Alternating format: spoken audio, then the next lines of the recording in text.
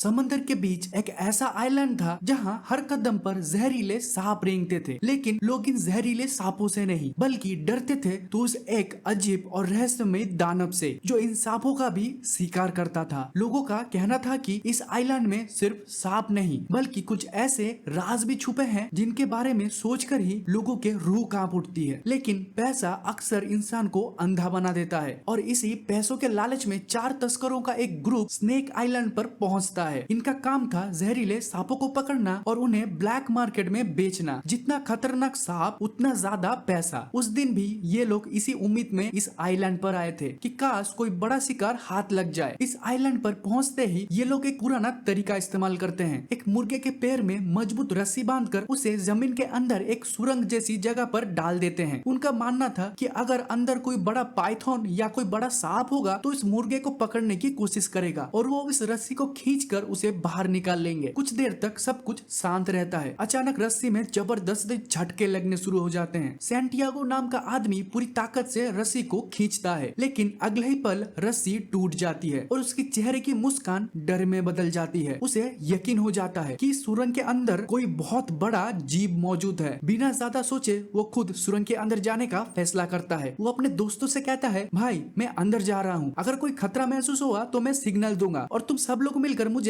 बाहर खींच लेना। यह कहकर वो धीरे धीरे सुरंग के अंदर घुस जाता है। अंदर का मंजर देखकर उसकी सांसें रुक जाती है। वहाँ सच में एक बहुत बड़ा सांप मौजूद था। सैंटियागो तुरंत उसे पकड़ लेता है, लेकिन फिर उसकी नजर सुरंग के अंदर की गहराई पर पड़ता है। बाहर से छोटी लगने वाली सुरंग अंदर से बहुत ही ज्यादा बड़ी और डरावनी थी और उसके अंदर से अजीब अजीब आवाजें आ रही थी। ऐसी आवाजें जो किसी आम सांप की नहीं लग रही थी। डर के मारे सैंटियागो जोर जोर से चिल्लाने लगता है और अपने दोस्तों को उसे बाहर खींचने का सिग्नल देता है। लेकिन बाहर खड़ा आर्मिंग नाम का एक मोटा आदमी समझता है कि सैंटियागो मजाक कर रहा है। वो हंसने लगता है और उसकी मदद करने की बजाय उसके पैर में गुदगुदी करने लगता है। लेकिन अगले ही पल सैंटियागो की चीखें मजाक से बदलकर मौत की चीखों में बदल जाती है। अब सबको समझ आ जाता है कि कुछ तो गलत हो रहा है। तीनों दोस्त मिलकर उसे बाहर खींचने लगते हैं, लेकिन तब तक बहुत देर हो चुकी थी। अचानक सुरंग के अंदर से एक विशाल सांप दिखाई देता है और पल भर में ही सैंटियागो को खींचकर अंदर ले जाता है। सबके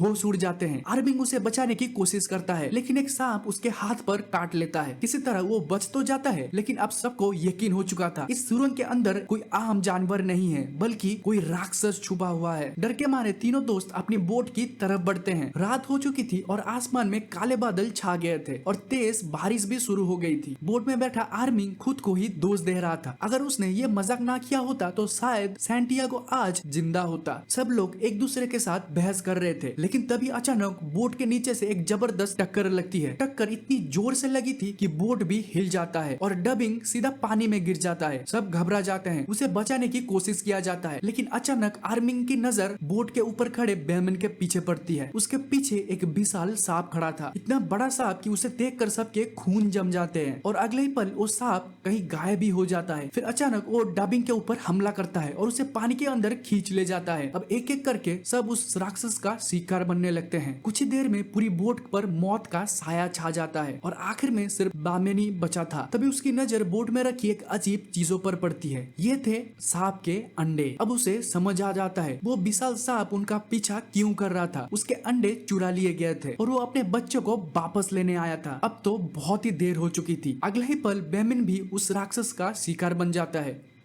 कुछ दिन बाद एक प्रोफेशनल शेक रेस्क्यूअर जिसका नाम सेन था एक घर में घुसे जहरीले सांप को रेस्क्यू करता है। वहाँ भी उसे सांप के अंडे मिलते हैं और वो लोगों को समझाता है कि सांप बिना वजह किसी भी इंसान पर हमला नहीं करता। इसी दौरान उसका दोस्त मफिन एक शॉकिंग खबर लेकर आता है। समंदर के किनारे बेमिन की लाश मिली थी। लाश की तस्वीर देखकर सेन हैरान रह जाता है। उसके शरीर पर जो दांतों का निशान थे वो किसी आम सांप के नहीं लग रहे थे। सेन का मानना था कि ये निशान एक ऐसे सांप का है जो लाखों साल पहले दुनिया से गायब हो चुका था। टाइटन पाइथन, एक ऐसा सांप जो 15 मीटर तक लंबा हो सकता है और अगर यह सच था तो दुनिया की साइंस की पूरी हिस्ट्री बदलने वाली थी। इसी सच्चाई का पता लगाने के लिए Sen wild life protection association की मीटिंग बुलाता है, लेकिन कोई भी उसके बातों पर यकीन नहीं करता। तब सेन बेमन के कैमरे में रिकॉर्ड हुए वीडियो को दिखाता है। वीडियो को देखते ही पूरा रूम सन्न रह जाता है क्योंकि वीडियो में सच में एक विशाल टाइटन पाइथन नजर आता है। अब तय होता है कि सेन, जाओ और मफिन खुद स्नेक आइलैंड पर जाकर इस सच्चाई का पता लगाएंगे। लेकिन उन्हें नहीं पता था कि इस आइलैंड पर टाइटन पाइथन नहीं बल्कि खुद मौत उनका इंतजार कर रही थी। स्नेक आइलैंड के दूसरी तरफ एक खतरनाक खेल चल रहा था। एक बड़ी कंपनी इस पूरे आइलैंड को इको टूरिज्म पार्क में बदलना चाहती थी। अगर यहाँ टाइटन पाइथन की मौजूदगी साबित हो जाती तो उनका करोड़ों का प्रोजेक्ट बर्बाद हो जाता। इसीलिए कंपनी का chairman black market snake hunter पैनजिंग को हायर करता है। उसका मिशन सिंपल था, किसी भी कीमत पर सेन को सच दुनिया के सामने लाने से रोकना। अगली सुबह सेन, जाओ और मफिन बोट से आइलैंड की तरफ निकल पड़ते हैं। लेकिन रास्ते में ही सेन दूर से पैनजिन और उसके लोगों को आते देख लेता है। उसे समझ आ जाता है कि कोई बहुत बड़ा खेल चल रहा है। आइलैंड पर पहुंचते ही पैनजिंग अपना कैंप लगा देता है और टाइटन पाइथन को ढूंढने की तैयारी शुरू कर देता है। सब कुछ नॉर्मल लग रहा था, लेकिन फिर एक आदमी टेंट से दूर जंगल जाता है। उसका कुत्ता अचानक जोर जोर से भौंकने लगता है, जैसे उसे किसी खतरे का एहसास हो गया हो। अगले ही पल कुत्ता झाड़ियों की तरफ भागता है और फिर कभी वापस नहीं आता। आदमी बहुत डर जाता है, लेकिन असली खौफ तो अभी शुरू हुआ था। अचानक झाड़ियों के अंदर से कुछ उसकी तरफ दौड़ के आता है। किसी तरह जान बचाकर वो कैंप तक पहुंच जाता है और तब सब देखते हैं कि उसके पीछे एक विशाल कोबरा मौजूद है। कैंप में अफरा तफरी मच जाती है, लेकिन तभी तीन भाई बहन सामने आते हैं जो सांपों को पकड़ने में एक्सपर्ट थे। उनमें से हॉ आगे बढ़ती है और कुछ ही सेकंड में उस खतरनाक कोबरा को कंट्रोल करके बैग में बंद कर देती है। इसी दौरान सेन और उसकी टीम वहां पहुंच जाती है। सेन पेंजिंग को समझाता है कि सांपों को पकड़ना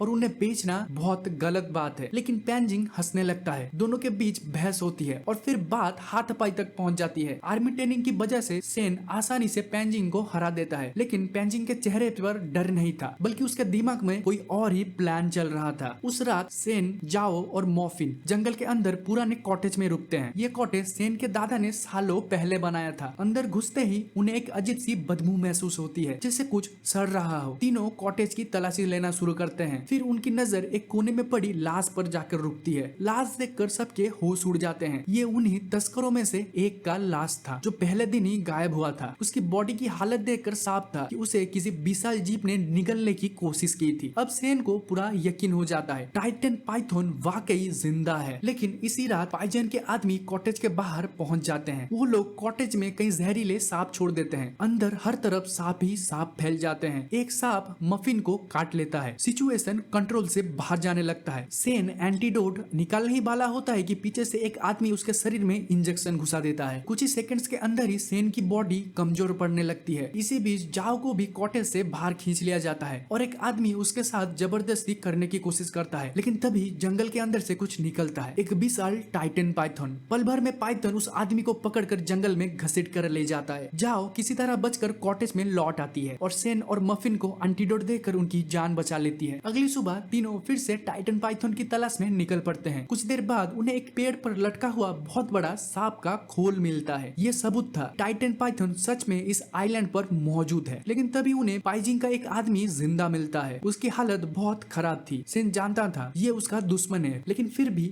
वो उसकी जान बचाता है। इसी से पेंजिंग का नजरिया बदलना शुरू हो जाता है, लेकिन पैसा और लालच उसे पीछे हटने नहीं देती। थोड़ी देर बाद जाओ को पता चलता है कि टाइटन पाइथन प्रेग्नेंट है और उसने कहीं अंडे दिए हैं। अब सबको समझ आ जाता है अगर उन्हें असली सबूत चाहिए तो उन्हें पाइथन के अंडे को ढूंढने होंगे। कुछ देर बाद वो लोग टाइटन पाइथन की गुफा तक पहुंच जाते हैं। अंदर का मंजर देखकर सब लोग हैरान हो जाते हैं। वहाँ दर्जनों विशाल अंडे पड़े हुए थे। यही वो सबूत था जिसे दुनिया ढूंढ रही थी। लेकिन इसी वक्त कहानी में सबसे बड़ा ट्विस्ट आता है। जाओ चुपके से एक अंडा बैग में रख लेती है और तब पता चलता है कि वो कोई गवर्नमेंट ऑफिसर नहीं थी। वो एक प्राइवेट ऑर्गेनाइजेशन के लिए काम कर रही थी। उसका असली मिशन था टाइटन पाइथन का डीएनए को हासिल करना। जैसे ही पाइथन को पता चलता है कि उसका अंडा चोरी हो गया है, वो पागल हो उठती है और उनका पीछा करना शुरू कर देती है। अब पूरा आइलैंड जंग का मैदान बन चुका था। आखिरकार पाइजिंग जाओ से अंडा छीन लेता है और सेन, माफिन और जाओ को बंदी बना लेता है। उसका प्लान था पाइथन को पकड़कर बेच देना, लेकिन उसे नहीं पता था वो उसके मौत के साथ खेल रहा है। कुछ देर बाद टाइटन पाइथन कैंप तक पहुंच जाता है। अब शुरू होता है फिल्म का सबसे डेंजरस सीक्वेंस। पाइथन कैंप के आदमियों को एक एक करके मारना शुरू कर देती है। हर तरफ चीखें गूंजने लगती हैं। लोग जान बचाकर भागने लगते हैं, लेकिन टाइटन पाइथन किसी को भी नहीं छोड़ता। आखिर में पेंजिन अंडा लेकर भागने की कोशिश करता है, लेकिन पाइथन उसका पीछा करते हुए बोट तक पहुंच जाता है। फाइनल फाइट शुरू होती है। सेन पाइथन को मारना नहीं चाहता। वो धीरे से पाइथन के सामने उसका अंडा रख देता है और उसी वक्त पेंजिन फिर से पाइथन पर हमला करने की कोशिश करता है। यही उसकी सबसे बड़ी गलती साबित होती है। अगले ही पल टाइटन पाइथन उस पर हमला कर देता है और पेंजिंग की कहानी वही खत्म हो जाती है। अब पाइथन को अपना अंडा